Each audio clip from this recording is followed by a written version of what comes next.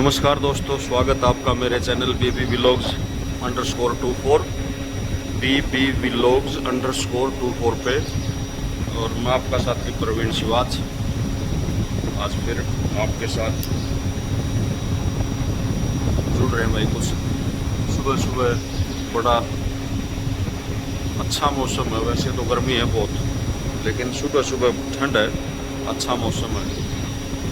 पक्षी भी अटखेलिया कर रहे हैं यहाँ पे खूब, उनसे को भी दिखाऊंगा। इससे पहले आगे बढ़े, आप मेरे चैनल को सब्सक्राइब करें और वीडियो को लाइक और शेयर करना ना भूलें। तो और सभी साथियों को, समस्त देशवासियों को आज महाराणा प्रताप जी की जयंती पर, आज महाराणा प्रताप जी की आज जयंती है, उसकी हार्दिक बधाई और शुभकामनाएं हैं। तो राणा प्रताप के बारे में कुछ बताना सूर्य को आईना दिखाने के समान है। उनकी वीरता है किससे आज तक हमें याद है। छोटे छोटे थे तब मेरे को याद है कि हम किताबों में पढ़ाया जाता था, एक कविता की तरह दो लाइनें याद है मेरे को कि महाराणा प्रताप का साहस देख लो, पहाड़ियों में जाके खाई घास देख लो। महाराणा प्रताप के बारे में मेरे ख्याल किसी को बताने की जरूरत नहीं है। और उनका जो घोड़ा था चेतक, मतलब आज भी अगर कोई घोड़ा खरीदता है तो नाम चेतक ही रखता है। तो हार्दिक शुभकामनाएं भाई, और जुड़े रहिए। आप दोस्तों का प्यार चाहिए। सुबह सुबह आज आपको मैं मिलवाता हूँ पक्षियों से कि वो क्या कर रहे हैं। देखिए दोस्तों, आपको वो दिखाई दे रही होगी चिड़िया ऊपर अपने घर में घुस गई। चिड़ियों के लिए हमने घर लगाए हुए हैं। यहाँ पे इस तरफ 4 घर हैं, एक और यहाँ छिपा हुआ दीवार की आड़ में दिखाई दिया है कि नहीं, आपको मैं दिखाऊंगा। और खुशी की बात ये है कि हमने घर अभी लिया है नया। यहाँ आने के बाद हमने इनके पक्षियों के लिए घर लगाए थे, 12 घर लगाए हमने इनके। और खुशी की बात ये है दोस्तों कि कितने बच्चे जा चुके हैं, 4 हो गए, 4 बच्चे उड़ारी ले भी चुके हैं। और अभी और छोटे छोटे बच्चे हैं इनमें घोंसलों में, वो भी उड़ारी ले जाएंगे। 2 बच्चे हमारे पास उसके भी हैं, फाख्ता बोलते हैं, जो देसी भाषा में, हमारे हरियाणा की भाषा में उसको मोडी कहते हैं। मोडी फाख्ता बोलते हैं वैसे। उसके भी 2 बच्चे हैं छोटे छोटे। और परसों एक वीडियो डाली थी दोस्तों, उसमें ये जिक्र था कि भाई गृहस्थ जीवन के ऊपर थी वो, कि आज की युवा पीढ़ी कैसे अपनी गृहस्थी को बचाए। तो आप लोगों ने भी कुछ सोचा होगा ज़रूर कि कैसे गृहस्थी को बचाया जाए। और कमेंट भी आए थे उस पर, कुछ कमेंट में ही बस यही कहा था कि आपने ठीक कहा है, ठीक बोला है, लेकिन सुझाव नहीं दिए गए दोस्तों की ओर से। तो सुझावों का इंतज़ार है भाई, कोई सुझाव दीजिए ताकि जो युवा पीढ़ी है इनका भविष्य बचा रहे, सुखमय जीवन हो इनका, सुख से गुजर जाए। वैसे मेरा ये मानना है दोस्तों कि जो अब हमारी एज के है ना, जो मेरी एज है, जैसे मैं हूँ भाई, मेरा बेटा भी 17 साल का है, और उसकी अगर अब हम आगे शादी करेंगे 5 साल बाद, 7 साल के बाद, तो यानी कहने का मतलब है कि जो हमारी पीढ़ी है ना अब वाली, इस पीढ़ी की जो औरतें हैं ये लगभग मेरी ख्याल बहुत अच्छी सास साबित होंगी, अच्छे सास ससुर साबित होंगे। यानी घर की तरफ से शायद ही परेशानी हो पाएगी, सास ससुर की तरफ से ज़्यादातर मामले इसी के आते हैं कि सास ने परेशान कर दिया, ससुर ने परेशान कर दिया। और जो पुरानी पीढ़ी थी वे भले ही बुरा मानना, वो मतलब वो थे खड़ूस टाइप के हैं वो, पुरानी पीढ़ी, इसमें चाहे बुरा मान जाए कोई भी माने, वो थे, वो मतलब अपने आप को चेंज नहीं कर सकते। समय के साथ चेंज करना बहुत ज़रूरी होता है। वो सब कुछ अपनी मुट्ठी में कैद रखना चाहते हैं, उनकी सोच यही है। वो अपने ही बच्चों को आज़ाद नहीं करना चाहते। वो ये चाहते हैं कि सब कुछ हम करें, हमारा ही नाम हो, नेम फेम सब कुछ उन्हीं को चाहिए। वो ये नहीं सोच रहे कि भाई तुम्हारे बच्चे इतने बड़े बड़े हो गए, चलो उनको छोड़ो। हमारा मेन फोकस तो अब की पीढ़ी पे, अब की जो युवा पीढ़ी है, कि इनका सुखमय कैसे हो जीवन। तो इनका सुखमय होने का मेरी नज़र में देखो, मैं कुछ आज उदाहरण दूंगा आपको। वैसे ही नहीं आया हूँ मैं, सुबह सुबह ये वीडियो बनाई मैंने। मेरे एक साथी अध्यापक हैं और उन्होंने पिछले दिनों अपने बेटे की शादी की थी। 2 बेटे उनके, एक बेटी। नाम भी नहीं बताऊंगा मैं, क्योंकि नाम ऐसे बताना नहीं चाहिए भाई। लेकिन मेरे को उनका बहुत ही अच्छा लगा तरीका, बहुत ही अच्छा तरीका लगा उनका, कि आप अपने बच्चों का भविष्य कैसे सुधारेंगे, उनको कैसे आत्मनिर्भर बनाएंगे, स्वावलंबी बनाएंगे। आजकल दोस्तों हम देखते हैं कि शादियों में खर्चा बहुत हो रहा है। अगर आप शादी कर रहे हैं ना, बेटे की हो चाहे बेटी की हो, तो खर्चा अनाप शनाप होने लगा। मैं इसको भी अच्छा नहीं मानता भाई, इतना खर्च करना। किस लिए खर्च करना मैं भाई? गांव देहात में अगर हम जाते हैं ना, या शहर में ही लगा लो, तो लोग यूँ कहते हैं भाई हमने भी खाया है, लोगों को हम भी खिलाएंगे। आप खिला लो, खाने पे ज़्यादा खर्च नहीं होता मेरे ख्याल से। 1 लाख 1.5 लाख 2 लाख में खाना हो जाता, अच्छा खाना। और जो आपके यारे प्यारे हैं, जिनके यहाँ आप गए हो 500-400 आदमी, आप उनको बुला के आराम से खिला सकते हो 2-2.5 लाख में। अपने घर पे अच्छा खाना बनवाओ, उनको इनवाइट करो, टेंट लगवाओ, खाना खिलाओ और फारिग करो। उसके अतिरिक्त ब्याह शादी पे खर्चा करना महामूर्खता है आज के समय में, जबकि ना तो रोज़गार बचे और इनकम के सोर्स भी घटते ही जा रहे हैं। तो फिर खर्चा किस लिए? और कई लोग तो कर्ज लेके खर्च कर देते हैं, वो बिल्कुल ही गलत है। मैं तो ये कहूँगा भाई, लड़की वाले से तो कुछ लो ही मत। जब वो अपनी बेटी दे रहा तो और क्या चाहिए? उसने अपनी बेटी दे दी आपके बच्चे का, आपके बेटे का घर बसाने के लिए, उसका वंश चलाने के लिए, है ना, उसको की सेवा के लिए लगा लो भाई, उसके संग के लिए, उसके साथ के लिए, ताकि उसका जीवन जो वो उसको एक हमसफ़र मिले। तो उनसे कुछ लो ही मत, क्योंकि उनसे लेके आप कितने दिन तक काम चलाओगे? सीधी सी बात है। औरों का तो मेरे को पता नहीं, मेरे को मेरा पता है कि मैं मेरे बेटे की शादी में कुछ नहीं लूँगा।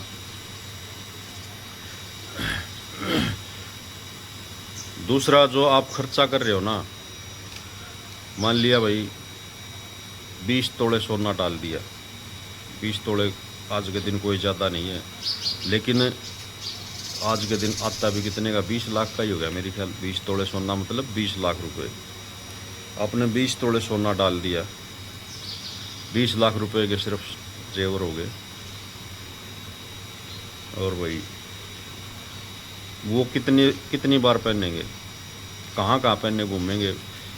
आज का माहौल ऐसा कि आप उसको पहन के बाहर नहीं निकल सकते। चैन स्नैचर हैं, मतलब लूट पाट।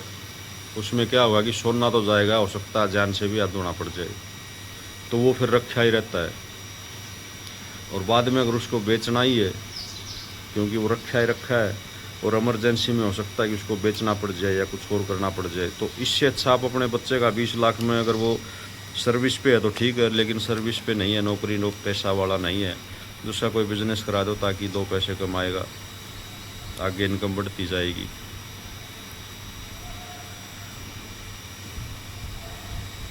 और मैं एक साथी की बता रहा था, मैं उसकी बताता हूँ। उसकी सोच मेरे को बड़ी अच्छी लगी। मैं भटक गया था, लाइन से थोड़ा सा उतर गया था, बताते बताते उसको भूल गया था। उसने क्या किया कि उसका बेटा जिस टाइम शादी की, उस समय बेरोज़गार था, तो उसने अपने बजट सा जो बना रखा था भाई बच्चों का शादी का, उसके हिसाब से 5-4 लाख रुपए उसने अपने बेटे के अकाउंट में डाल दिए। क्योंकि जब बेटे का आप घर बसा रहे हो, उसका गृहस्थ जीवन शुरू कर रहे हो तो उसके पास भी तो खर्चा पानी जेब में अगर उसकी नहीं होगा तो वो बार बार आपसे मांग के शर्मिंदा होगा। और नई नई जब शादी होती है भाई, बच्चों के नए नए चाव होते हैं, खर्च भी होता है, बाहर घूम के आना, मार्केट में जाना, एक दूसरे के साथ टाइम बिताना, जो घर पे पॉसिबल नहीं है वो बच्चे बाहर जाते हैं, घूमने चले जाते हैं, अदर स्टेट में चले गए, 5-7 दिन लगा आए, तो वो यूँ कह के जाएंगे, पापा देना 2000 रुपये, पापा देना 5000, मम्मी पापा को बोलना दे 10,000, हम शिमला जाएंगे। देखो नई नई शादी होती है, सबके चाव होते हैं भाई घूमने फिरने के। तो अपने बच्चों को थोड़ा सा आत्मनिर्भर बनाएं, स्वावलंबी भी बनाएं, और उनको मितव्ययी ज़रूर बनाएं भाई, कम खर्चे। उनको ये कहें कि बेटा एंजॉय करो लाइफ को, लेकिन हाथ बंद करके, थोड़ा मुट्ठी बंद रख के।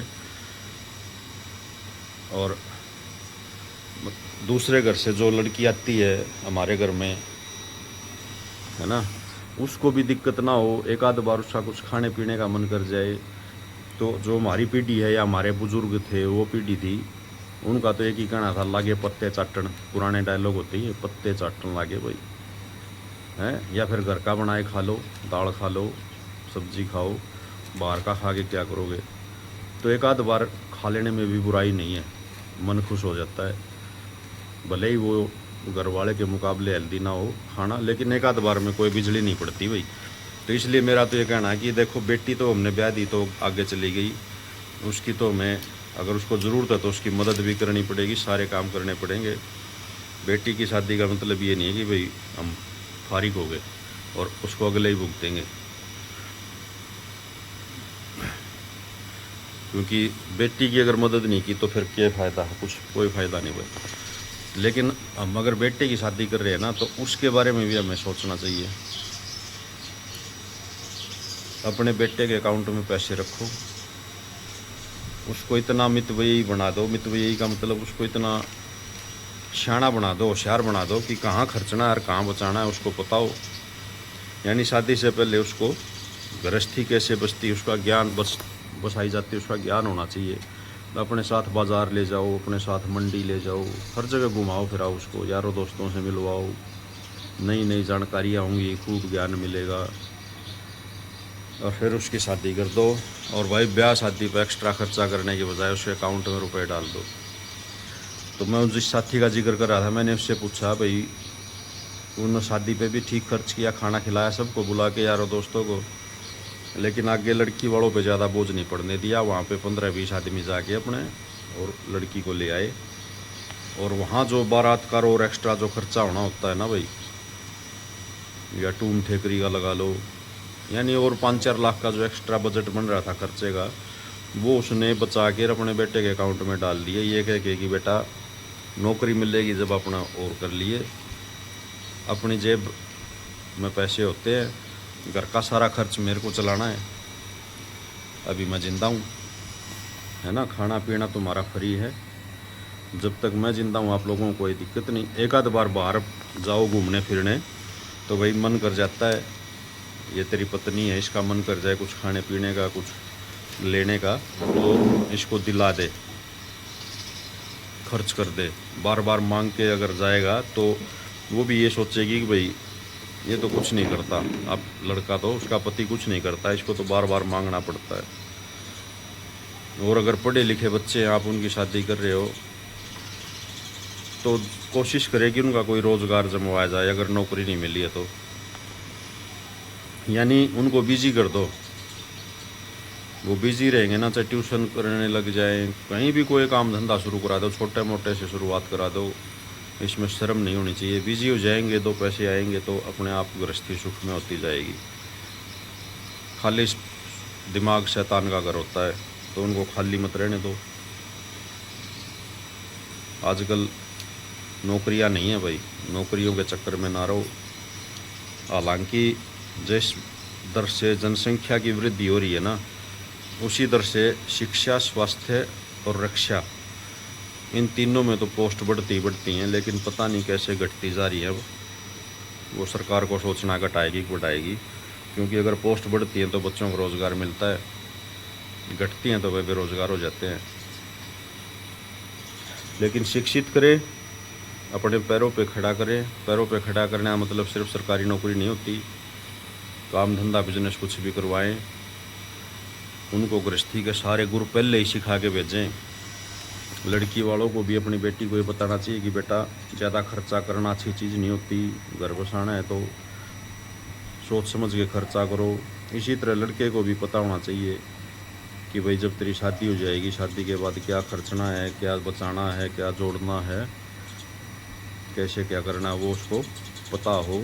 ये अगर हम पहले से ही सिखाने लग जाएं तो मेरे ख्याल से ऐसी कोई भी दिक्कत या नौबत नहीं आएगी।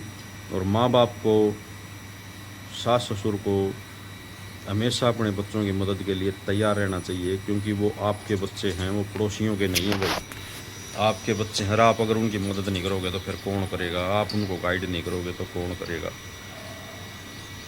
बच्चे हैं, उन्होंने शुरुआत की है गृहस्थी की। जब आप लोगों ने शुरुआत की थी, माँ बाप ने, सास ससुर ने, क्या आप लोगों से गलतियाँ नहीं हुई होंगी?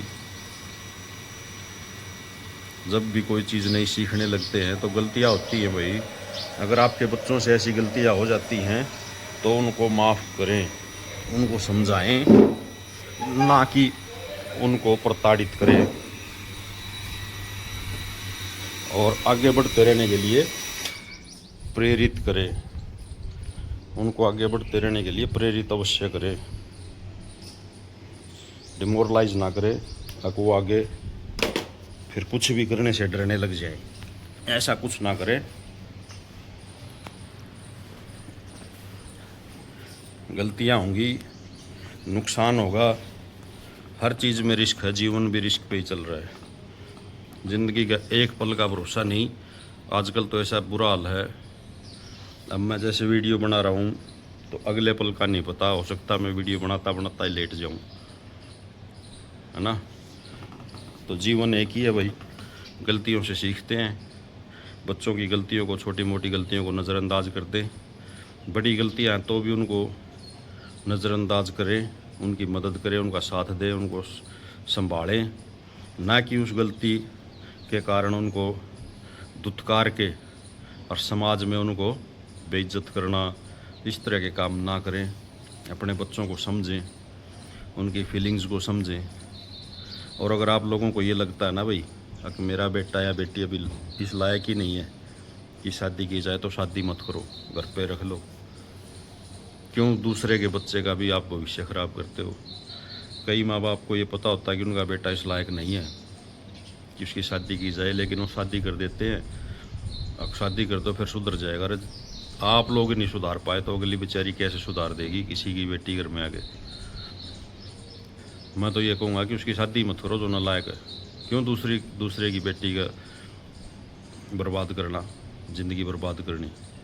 और अगर आपकी बेटी नालायक है तो उसकी शादी मत करो, वो भी अगले का घर बर्बादी करेगी। आपकी अगर बेटी आपका कहना नहीं मानती, आपकी सुनती नहीं, आपके अनुसार कोई भी काम नहीं करती, तो आपको पता है कि वो किसी न किसी की ज़िंदगी बर्बादी करेगी। या तो उसको समझाओ। ये समझाने के काम होते हैं ना, ये छोटी उम्र से ही होते हैं भाई, बाद में फिर कोई नहीं समझता। और ये सारी कमियां माँ बाप की होती है। तो अपने बच्चों को अच्छे संस्कार दो शुरुआत से ही। मैं जो बता रहा था ना, टीचर की सोच मेरे को बड़ी अच्छी लगी भाई। उसका बेटा बेरोजगार था, शादी उसने कर दी। वैसे पढ़ा लिखा था, शादी की उम्र हो गई थी, अच्छी सी लड़की देख के शादी कर दी है, पैसे भी डाल दिए अकाउंट में ताकि शर्मिंदा ना होना पड़े। और उनकी बहुत अच्छी गृहस्थी चल रही है, बच्चे हो चुके हैं। तो ऐसे माँ बाप बनो, अपने बच्चों के बारे में सोचो, उनके आत्मसम्मान, उनके भविष्य के बारे में सोचो। न कि उनको बार बार ये कहना अब देख मैंने तेरे को रुपए दे दिए, नहीं तेरा क्या था। अरे तेरा बेटा तभी तो दे दिए, पड़ोसियों के बेटों के अकाउंट में डाल दो ना 5 लाख रुपए, पता चले। मतलब कहने का ये है मेरा कि हम लोग बस, देखिए हमारा बंदर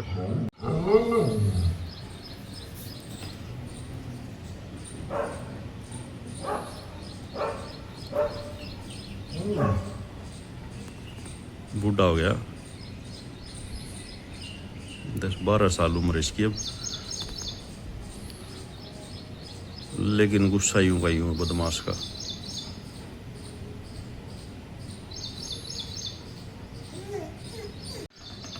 तो दोस्तों मेरा यही कहना था भाई, वीडियो ज़्यादा लंबी होती जा रही, इसको ज़्यादा लंबी नहीं कर रहा। मैं तो ये कह रहा हूँ भाई, गृहस्थी जीवन की अगर शुरुआत सुख में शुरुआत करानी है ना, आगे आगे जो तलाक हो रहे हैं ना आजकल, आप एक बार कोर्ट में जाके देखो, इतने केस हैं भरे पड़े हैं। फैमिली कोर्ट देखो, भरी पड़ी हैं भाई। कितने दिन हो गए शादी को, 1 महीना, कितने दिन हो गए शादी को, 6 महीने, 1 साल। बच्चे हो चुके हैं उनके बीच में मिसअंडरस्टैंडिंग हो चुकी है। जो 2-2, 3-3 बच्चों वाले हैं वो भी तलाक लेने के लिए खड़े हैं। मतलब यूँ सोचते ही नहीं भाई इन बच्चों का क्या होगा, इनके दिमाग पे क्या गुजर रही होगी। और इनको अगर अभी बचपन में ये सब देखने को मिल रहा तो आगे ये क्या करेंगे, है ना। समाज कैसा हो जाएगा, इन बच्चों की मानसिकता कैसी हो जाएगी। पता नहीं कितने निर्लज हो चुका आदमी, इंसान इतना निर्लज हो चुका है इंसान अपने स्वार्थ में, कि वो ना तो समाज की सोच रहा, ना खुद की सोच रहा, ना अपने बच्चों की नहीं सोच रहा। वो समाज की तो सोचेगा ही क्या, जो अपने बच्चों के भविष्य के बारे में नहीं सोच सकता वो समाज के कोई काम नहीं आ सकता। ऐसे लोग बोझ हैं देश पे, धरती पे भी बोझ हैं, समाज पे भी बोझ हैं। चैलेंज के रूप में ले लो इसको।